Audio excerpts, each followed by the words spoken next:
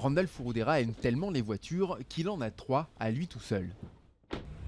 Mais sa préférée, c'est cette berline allemande qu'il n'échangerait pour rien au monde contre une concurrente japonaise, car pour lui, les voitures nippones n'offrent tout simplement pas le même plaisir de conduite. Les passagers s'amusent probablement plus que le conducteur, à regarder des DVD ou à se faire masser par leur siège, alors que dans un modèle allemand, c'est le conducteur qui en profite le plus. Les voitures étrangères ont toujours eu du mal à séduire au Japon. En 2015, les constructeurs nippons se partageaient encore près de 95% du marché. En janvier, le géant américain Ford a même annoncé son départ de l'archipel.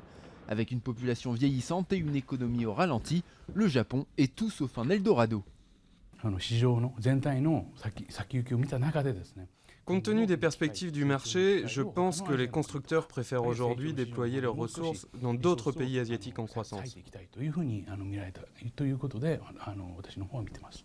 Le créneau le plus rentable pour les constructeurs étrangers, le haut de gamme et le luxe. Une tendance qui s'est amplifiée au cours des dernières années avec la mise en place des Abenomics, des mesures de relance du gouvernement de Shinzo Abe qui ont dopé la bourse de Tokyo.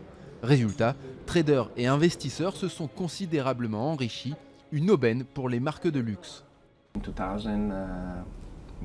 En 2009, nous avons livré une quarantaine, moins de 50 unités au Japon. Mais depuis, ça a été progressivement de mieux en mieux. Et en 2015, nous avons vendu plus de 300 voitures.